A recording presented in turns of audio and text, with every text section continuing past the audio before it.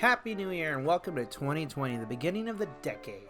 2019 was not an uneventful year for me, besides crashing my car and re-enrolling into college, but at the New Year's party I was attending, everyone got up for the countdown. And when the clock struck midnight, we all shouted Happy New Year and hugs and kisses were all around.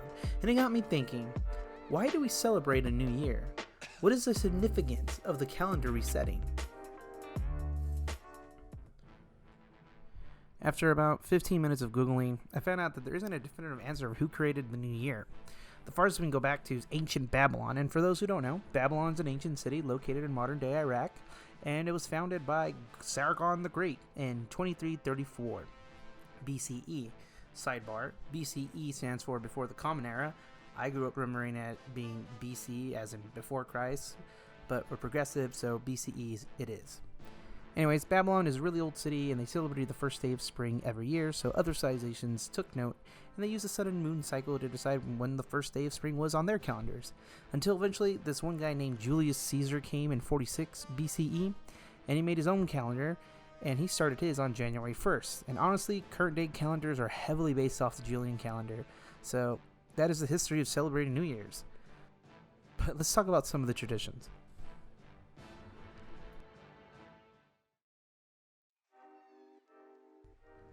Now, not to brag, I live bruh, I work out, but my diet is complete trash, so losing weight is near impossible, and it's my own fault.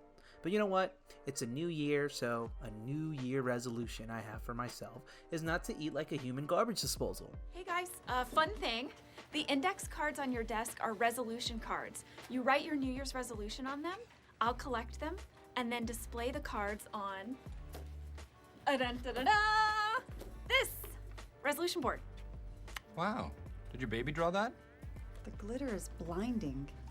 I think it's good. It's gonna be fun. It is currently day 7 of the new year, and I haven't started yet.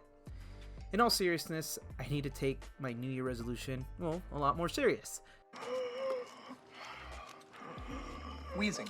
Dude, you're wheezing now. You slow down. Breathe and eat separately. This is what America's about, okay? Being able to eat at any rate you want to eat. Shut up. Stop making all these things about America. You're fat, not Can we because just of change America. the conversation? Can we just...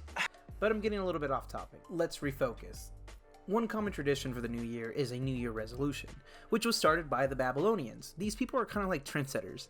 Anyways, during their 12-day long celebration of spring, they also prayed for good harvests in the fall. And as a way to gain favor with their gods, many Babylonians made promises to themselves to improve their lives, to pay off any debts, or return any item that wasn't theirs.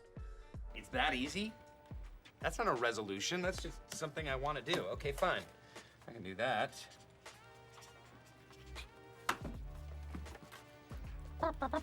My resolution is meet a loose woman.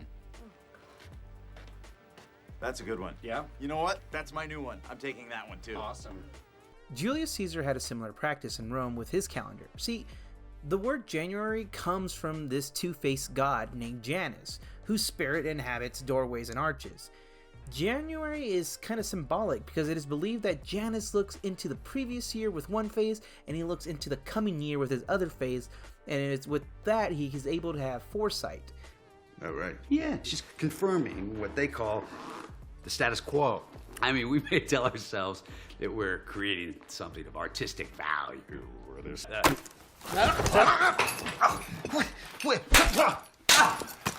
Janus could see how your past actions could lead to your future actions, and to gain favor, many Romans would offer sacrifices and make promises to Janus that they will improve their lives to avoid any bad outcomes. I won't forget Eddie. Nowadays, we still do New Year resolutions, and it's mostly for common self-improvement, like losing weight, eating healthy, paying off debts, spend less time on our phones, etc., etc. But we no longer associate our promises to gods, but to ourselves. Therefore, we have no one to blame but ourselves when we mess up. One of the hardest parts about making resolutions is keeping them. In fact, most resolutions are abandoned by February. Or sooner. Yeah. It's not a joke. The last common tradition in the new year is the New Year kiss. The Romans are credited for starting the practice, but the New Year kiss was kind of a heat of a moment thing from what is called the Festival of Santa Maria, where people would kiss and do other intimate acts. Sure. Good. Good stuff.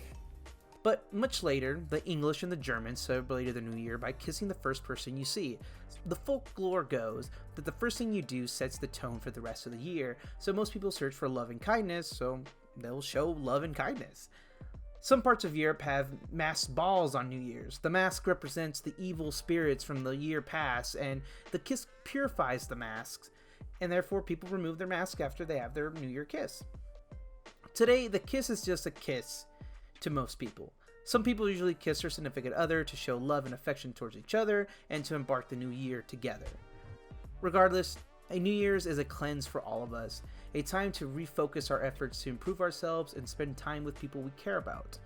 And I think that's a pretty good message, and it's a message that we should keep. Anyways, Happy New Year, y'all.